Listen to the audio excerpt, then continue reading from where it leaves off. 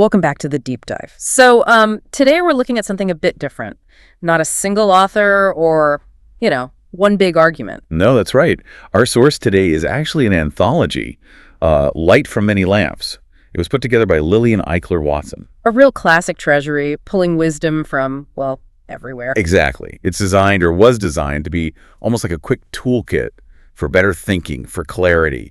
She drew from the classics like Cicero, Marcus Aurelius, Buddha, Shakespeare. Right up to more sort of modern figures for her time, Roosevelt, doctors, even World War II figures. Yeah, like Dr. Frederick Loomis, William G. Farrow.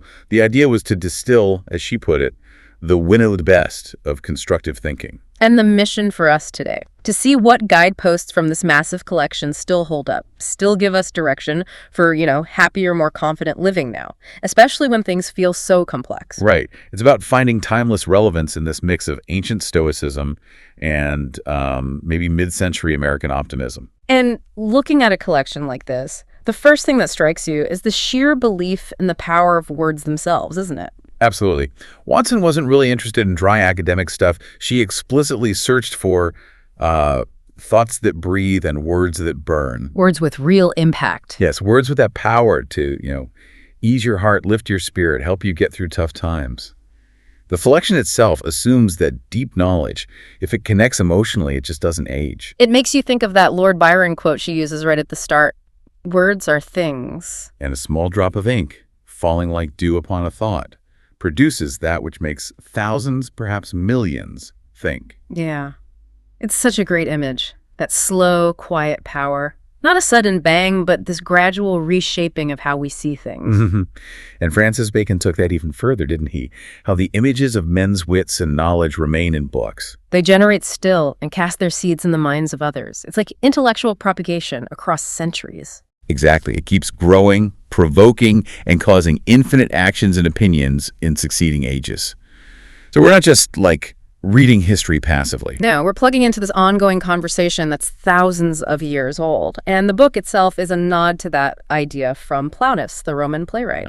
No man is wise enough by himself. Precisely. We need this collective input, this wisdom from many sources, and maybe the humility to actually listen to it. Yeah. Okay, so if the goal is finding guideposts for a happier life, the first big question this kind of wisdom always tackles is, what is happiness? Where do you even find it? And the answer that echoes across almost all these different thinkers, different eras, is pretty consistent. It's mostly internal. It's not really about what's happening outside you. Marcus Aurelius nails it, doesn't he, in his Meditations? He really does. It is all within yourself and your way of thinking.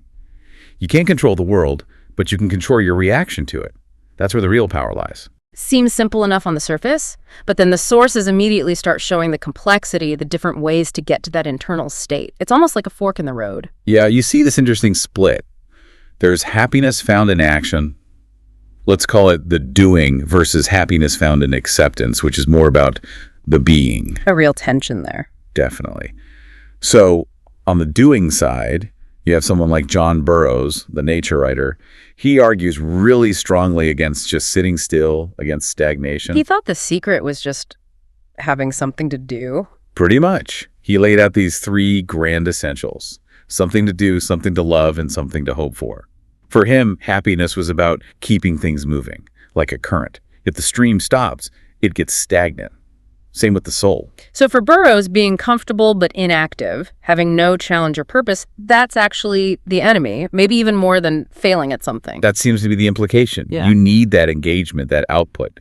Keep the currents moving. Okay, but then you get this powerful counterpoint from the being camp, philosophers like Seneca. Right.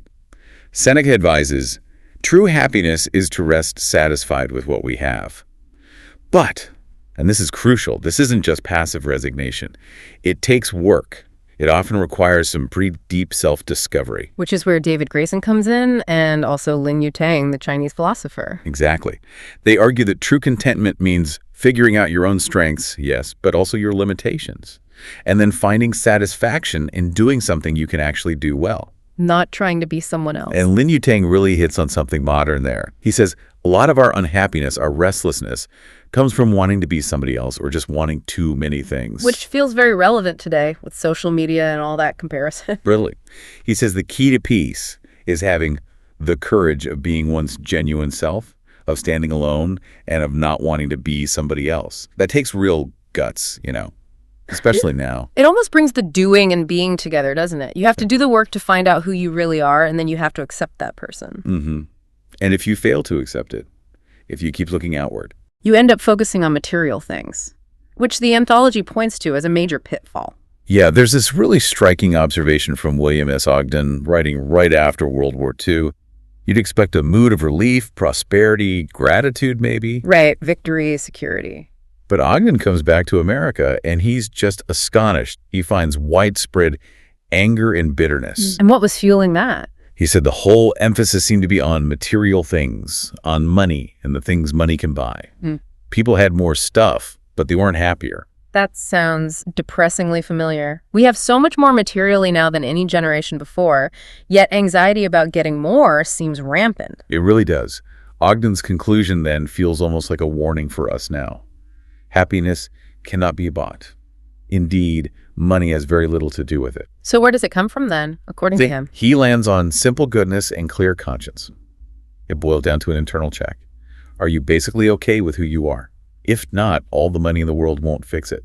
Which leads us straight into this urgent warning the book gives about delaying happiness, putting it off. Oh, the anecdote about Dr. Frederick Loomis? It's unforgettable. He was an obstetrician, right? Super busy. Yeah, he described his life as just a blur of worry and exhaustion. Always thinking, okay, just got to get through this next rush, this next crisis, then I can relax, then I can enjoy life. Always later. Until he gets a letter. From a former patient who's in Peking. Yeah. And she tells him about this simple little brass plate she saw on a garden wall, just sitting there among flowers. And the inscription. It just read, "Enjoy yourself, it is later than you think." Loomis said it hit him like a physical shock. Wow, just 5 words. So direct. And the key is, he acted on it immediately. He'd been planning a trip with his friend, this retired colonel called Shorty, but Shorty kept saying no, too busy, so much to attend to. The classic excuse. Right. So Loomis doesn't argue. He just reads Shorty the letter, reads in the phrase from the brass plate. Shorty goes quiet. The penny drops. Totally. He realized he was living for some future free time that was never actually going to arrive because the present would always be just as busy. So Shorty packed his bags. They left within the week. It shows the difference between just like knowing something intellectually and suddenly feeling its truth, right? Absolutely. And Loomis kept seeing it happen. He met this wealthy businessman later, a guy totally trapped by his schedule, couldn't even let go for an afternoon of golf. Loomis tells him the brass plate story. And the guy's just stunned, realizes he's a slave to his own success. Exactly. Yeah. It brings to mind Arnold Bennett's point about how we treat time. Bennett said we live in anticipation, always planning to be happy at some period or other when they have time. Like time is this infinite resource we can just spend carelessly. Yeah, we act like we have endless reserves, forgetting that time is life. It's the actual stuff our lives are made of.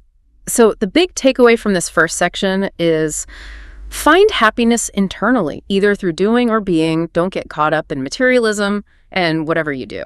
Don't wait.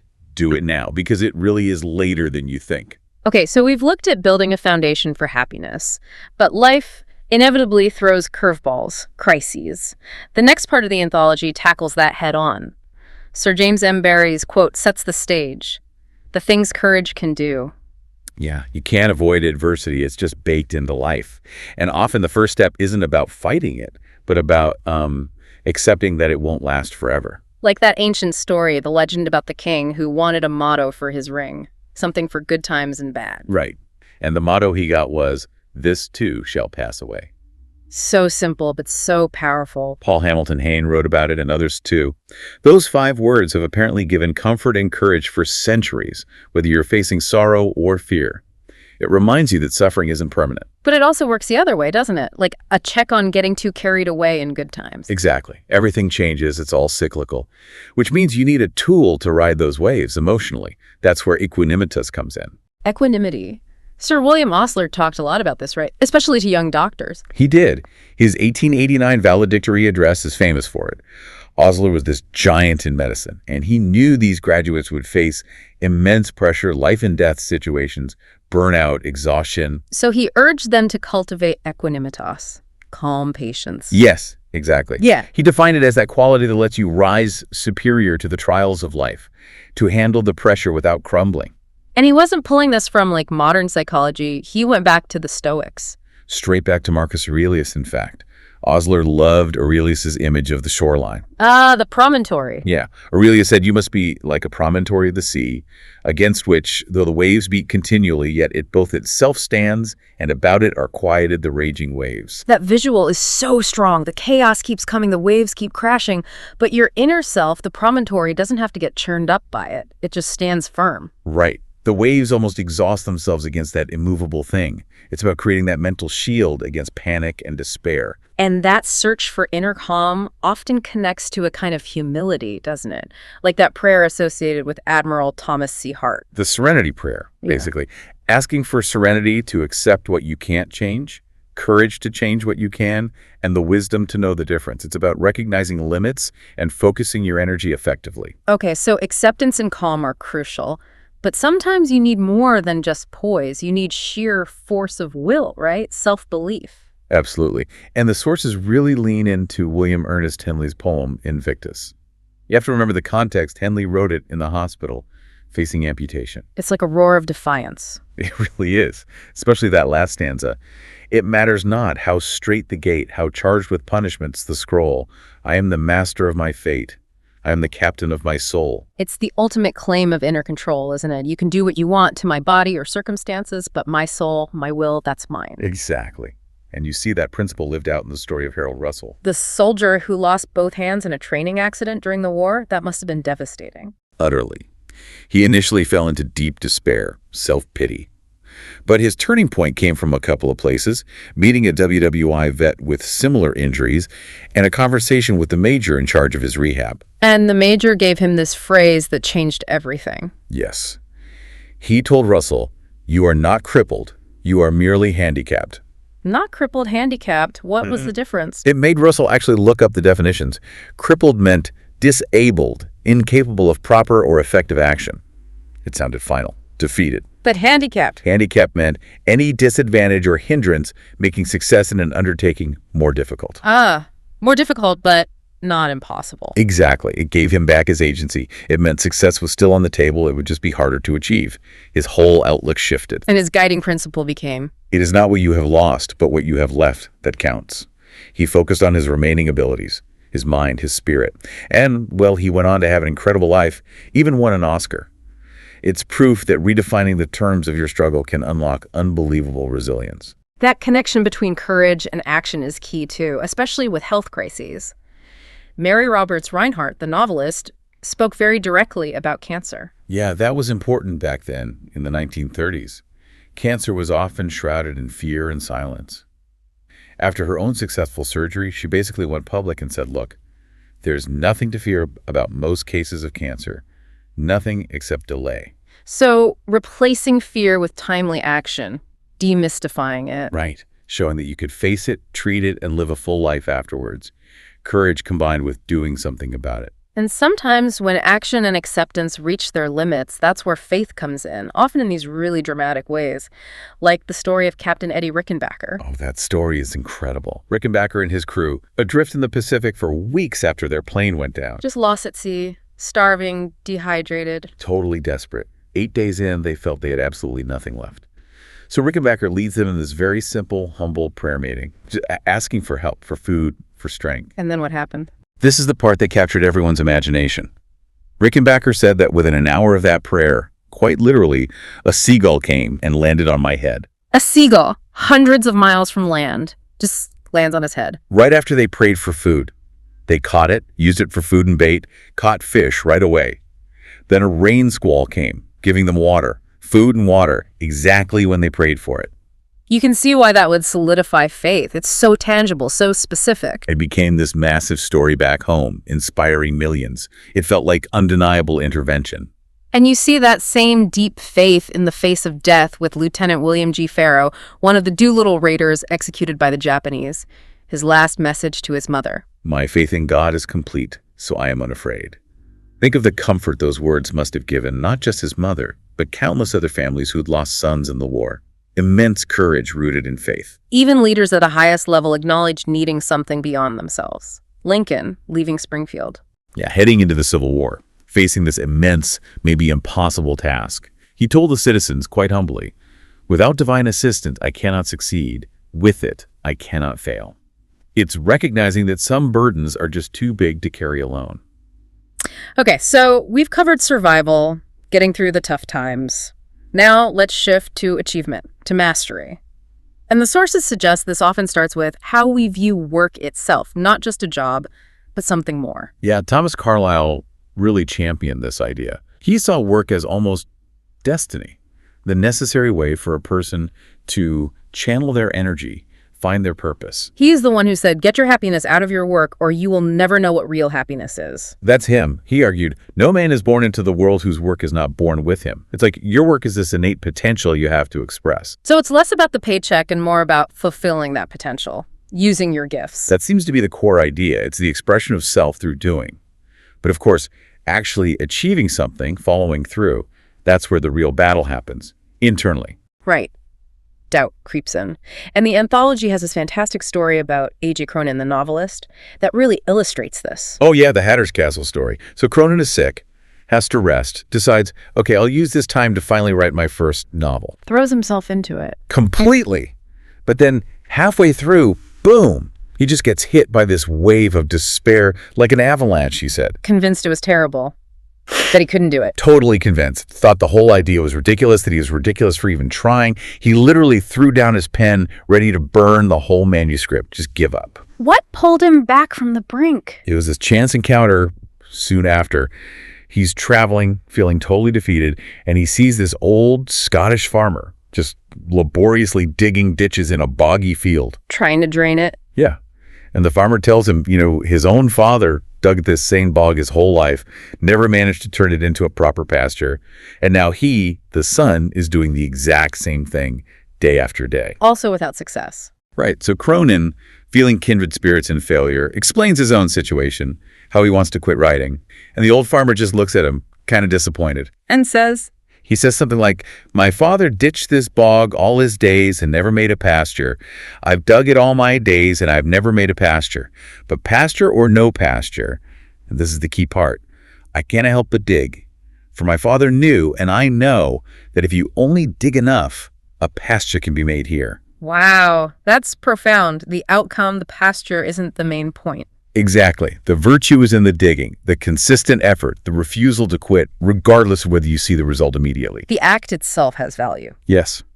Cronin got it instantly, went back, picked up his pen, finished the book. And Hatter's Castle became a huge success. But the lesson he took wasn't about success. It was about the struggle. Which connects to that idea from Lao Tzu. The virtue of all achievement is victory over oneself. Those who know this victory can never know defeat. Overcoming your own doubt, your own inertia, that's the real win. And part of that internal victory is also about working with what you've got, right? Not waiting for perfect conditions or tools. Definitely. Making the best of what we have. Edward Rowland Sill's poem, Opportunity, nails this. This one about the battle. Yeah. There's this soldier described as craven or cowardly. He looks at his sword, decides it's just a blunt thing, useless. So he throws it down and runs away. He blames the tool for his own fear. But then? Immediately after, the king's son, wounded and without a weapon, sees the discarded sword, snatches it up, the same blunt thing, and rallies the troops, saves the day with it. The contrast is stark. Same tool, different perspective. Exactly. One guy saw an excuse for failure, the other saw a chance, something usable. The message is pretty clear. Don't wait for the perfect sword. Use the one you have. Do the best you can with it. Mary Pickford echoes this, doesn't she? About failure. Yeah, she reframes it completely. Says this thing that we call failure is not the falling down, but the staying down. There's always another chance, another opportunity. Pick yourself up. The end of the road is just the turn in the road. So get back up, grab your blunt sword, and keep going. Pretty much. And all these victories, these efforts, they contribute to building character, becoming the architect of your own inner self. Oliver Wendell Holmes used a great metaphor for this. The chambered nautilus.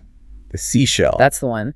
He observed how the nautilus builds progressively larger chambers in its shell as it grows, sealing off the old, smaller ones behind it. Each new chamber is bigger, more stately. A metaphor for the soul growing. Precisely. And it's not about destroying the past. The old chambers form the foundation for the new ones. It's continuous growth, building on what came before. Holmes ends the poem urging us to do the same. Build thee more stately mansions, O my soul. Leave thy low-vaulted past. It's a call for conscious self-improvement, isn't it? Actively building yourself. Yes. And that building process starts with the most basic material, your thoughts.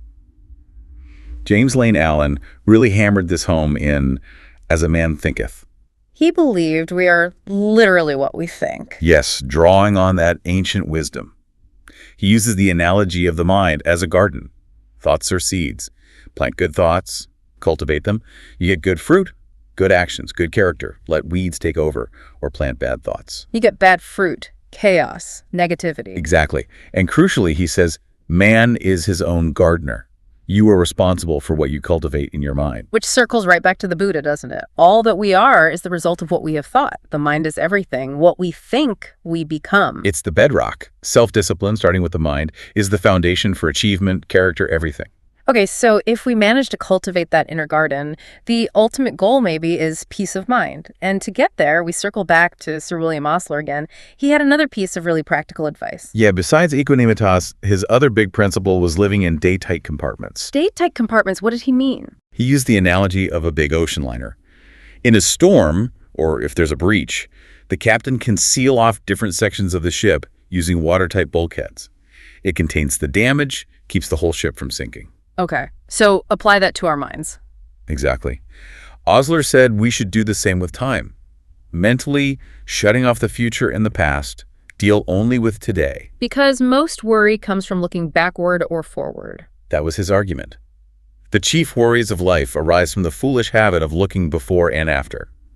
We burn so much energy dwelling on yesterday's mistakes or stressing about tomorrow's potential problems. Living day tight means focusing all your energy and attention on this day's work, this day's challenges. Don't mentally unlock the doors to yesterday or tomorrow. Keep it contained. That sounds difficult but powerful. It is. Yeah. James Gordon Gilkey offered a slightly different image, but for the same goal. Emotional poise. He talked about the hourglass. The sand timer. Yeah. All those grains of sand representing the busy hours and tasks of life. They seem overwhelming when you look at the whole pile. But how do they actually pass through the narrow neck? One grain at a time. Always just one grain, one moment at a time. You can only deal with the single grain that's right there in the bottleneck. Trying to process them all at once leads to overwhelm. It's great advice for feeling swamped by a huge project or just, life. Focus on the single grain. This idea of focusing, simplifying, brings Thoreau to mind, obviously. His whole Walden Pond experiment. Absolutely. Thoreau went to the woods deliberately to drive life into a corner, right? To strip away everything non-essential and figure out what really mattered. And his big message for us, especially now with constant information overload. Simplify, simplify, simplify. He argued that our lives are just frittered away by detail. We chase after luxuries we don't need, enslave ourselves to complexity. Peace comes from reducing, not acquiring. Cutting back on unnecessary stuff. Unnecessary commitments. Yes. Freeing up mental space. And that internal simplicity, that freedom, maybe allows us to focus better on what really matters in our connections with others, which is the next big piece. And at the heart of relating to other people, you find this principle that seems to pop up everywhere, across cultures, across millennia. The golden rule. Yeah. Confucius put it as, what you do not wish done to yourself, do not do to others. The sources point out how central this was, apparently, to Chinese culture, but you find versions of it everywhere, including the Bible. Its universality suggests it's pretty fundamental to human society. It seems to be, but just knowing it isn't enough, is it? The challenge is acting on it. Phillips Brooks, the clergyman, gave this really powerful sermon about the urgency of kindness. He called people out for procrastinating. Yeah, he specifically targeted the habit of meaning to say something kind or appreciative or forgiving, but putting it off. You who are letting your friend's heart ache for a word of appreciation or sympathy, which you mean to give him someday. Oof, that hits home. Right. His point was blunt. The time is short. Don't assume you'll have endless chances for reconciliation or appreciation. Life is shorter than you think. And apparently his sermon had an immediate effect. Legend has it, yeah. People in the congregation who'd been feuding for years suddenly made up. People went out and did the kind things they've been postponing. It's a reminder. Don't wait. Forgive now. Be kind now. Which brings us to maybe the deepest connection, the ultimate anchor the sources point to, family. And this insight comes with incredible weight because it's from Admiral Richard E. Byrd, reflecting during that time he was trapped and near death, alone in the Antarctic. Right. Isolated in that hut, freezing, poisoned by fumes, facing the end. He was a man who achieved everything: fame, exploration, honors. But in that moment, staring death in the face, his priorities just completely shifted. What did he realize truly mattered? He wrote it in his diary. At the end, only two things really matter to a man, regardless of who he is, and they are the affection and understanding of his family. All the public stuff, the medals, the acclaim, he realized it was insubstantial, fleeting. Didn't sustain him when it really counted? Not at all. But family, he saw, was the everlasting anchorage, a quiet harbor, the place of unconditional belonging and security that grounds your soul. It anchors everything else, which ties into that timeless sentiment from John Howard Payne. Home, sweet home. Mid pleasures and palaces though we may roam, be it ever so humble, there's no place like home. That fundamental need for belonging, for connection, for that safe harbor. So we've built the inner life, found ways to cope with adversity, anchored ourselves. The final section seems to look toward the horizon, the long view, starting with how we approach aging. Yeah, encountering the typical narrative of decline.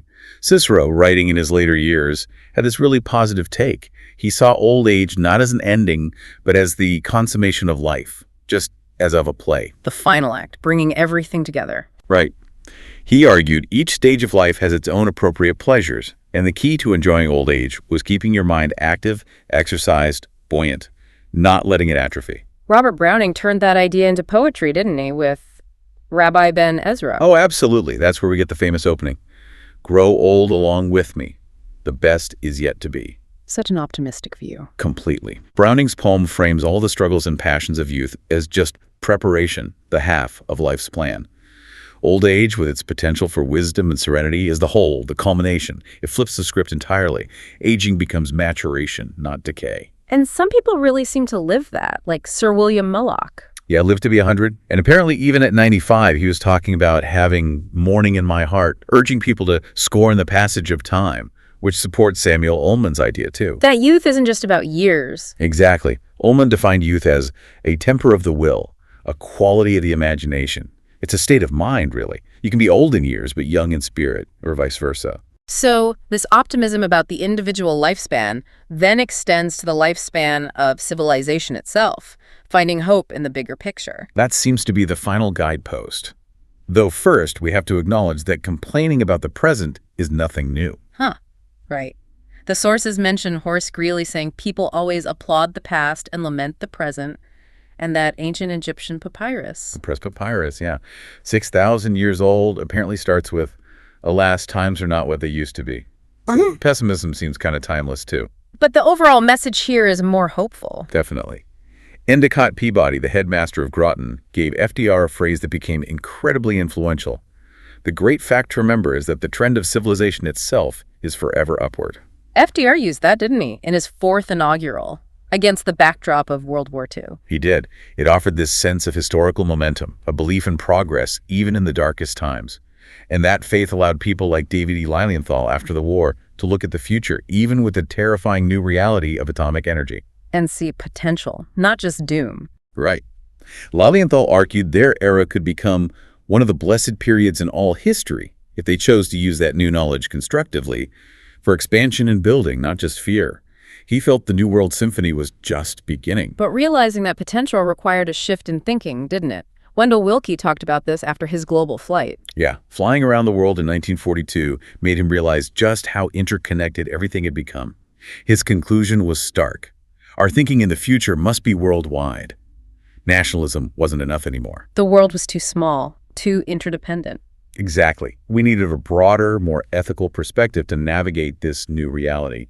And moving towards that global view, navigating conflict, requires certain guiding principles. Like compassion, Oliver Wendell Holmes held on to that hope. Yeah. Towards the end of his life, he spoke of still catching a dreaming glimpse of peace, even beyond all the conflict and division he'd seen. And for healing after conflict, Lincoln provided the absolute benchmark, didn't he? With malice toward none, with charity for all. It's the essential starting point for any real reconciliation, for sustaining that upward trend. Malice just perpetuates cycles of conflict. Which brings us to the very end, the final words Franklin Roosevelt wrote just before he died in 1945. A message for the future. Yes, intended for public utterance, almost like his final testament, he wrote. The only limit to our realization of tomorrow will be our doubts of today. Let us move forward with strong and active faith. Wow. Faith over doubt. Action over hesitation. That's a powerful final thought. Hashtag tag tag outro. So that was quite a journey. From ancient Rome and China through wartime experiences to post-war hopes, this anthology, Light from Many Lamps, really covers the human condition. It does. And if we try to boil down the key guideposts we've uncovered for you, the listener trying to navigate today's world, it seems like 4 main pillars emerge. Okay, pillar 1. Happiness. It's internal, yes, but it requires both action, keeping those currents moving, having something to do, love, and hope for, and acceptance. Especially the courage to be your genuine self, resisting that pressure to compare. Got it. Pillar 2. Adversity. Yeah. We need that calm patience, that equanimous, like the promontory against the waves. But also the fierce internal victory, the master of my fate spirit. And remembering Harold Russell, it's not what you lost, it's what you have left. Failure's only staying down. Right. Pillar 3. Achievement and character. Seeing work as expressing your potential, making the best of what you have, even a blunt sword, and consciously building your inner self, like the nautilus building its shell, starting with mastering your thoughts, that inner garden. Makes sense. And the final pillar, number 4. Peace and connection. Living in those day-tight compartments, focusing on one moment at a time, simplifying your life, cutting out the unnecessary noise, and crucially, acting with urgent kindness and anchoring yourself in the love and understanding of family, that quiet harbor. Those seem like solid, actionable pillars drawn from millennia of experience. And that was Watson's whole point in creating the anthology, wasn't it? That these timeless words could be like a shortcut, a ready source of insight and encouragement right when you need it. Which leads to a final thought for you, listening now.